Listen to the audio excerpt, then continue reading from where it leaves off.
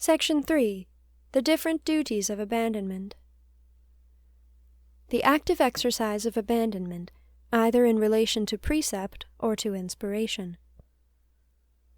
Although souls called by God to a state of abandonment are much more passive than active, yet they cannot expect to be exempted from all activity.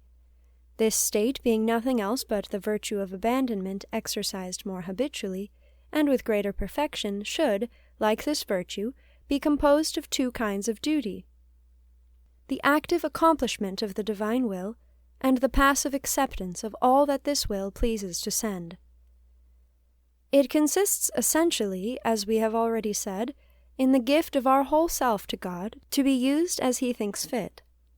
Well, the good pleasure of God makes use of us in two ways. Either it compels us to perform certain actions, or it simply works within us.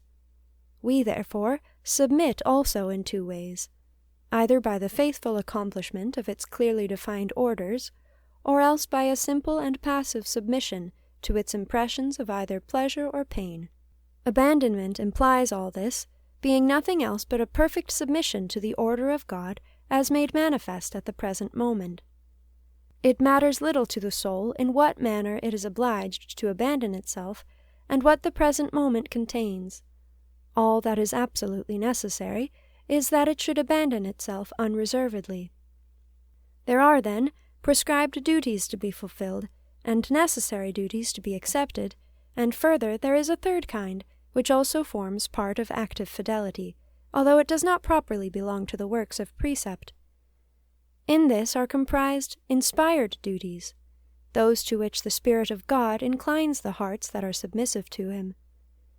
The accomplishment of this kind of duty requires a great simplicity, a gentle and cheerful heartiness, a soul easily moved by every breath of directing grace. For there is nothing else to do but to give oneself up, and to obey its inspirations simply and freely. So that souls may not be deceived, God never fails to give them wise guides to indicate with what liberty or reserve these inspirations should be made use of. The third kind of duty takes precedence of all law, formalities, or marked-out rules. It is what, in saints, appears singular and extraordinary. It is what regulates their vocal prayer, interior words, the perception of their faculties, and also all that makes their lives noble, such as austerities, zeal, and the prodigality of their self-devotion for others. As all this belongs to the interior rule of the Holy Spirit, no one ought to try to obtain it, to imagine that they have it, to desire it, nor to regret that they do not possess the grace to undertake this kind of work, and to practice these uncommon virtues, because they are only really meritorious when practiced according to the direction of God. If one is not content with this reserve, one lays oneself open to the influence of one's own ideas, and will become exposed to illusion. It is necessary to remark that there are souls that God keeps hidden and little in their own eyes and in the eyes of others. Far from giving them striking qualities, His design for them is that they should remain in obscurity.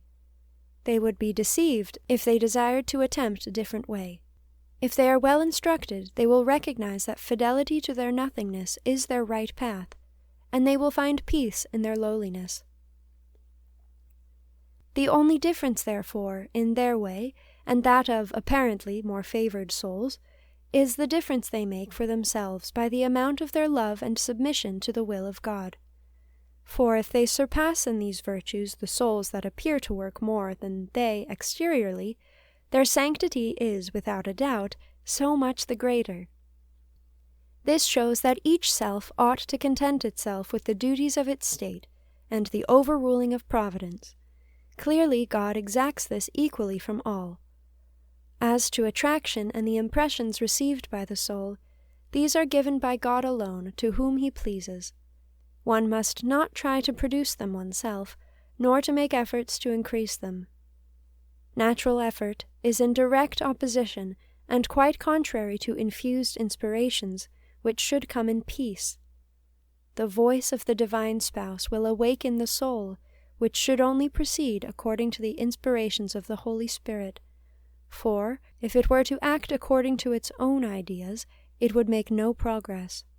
Therefore, if it should feel neither attraction nor grace to do those things that make the saints so much admired, it must, in justice to itself, say, God has willed it thus for the saints, but not for me.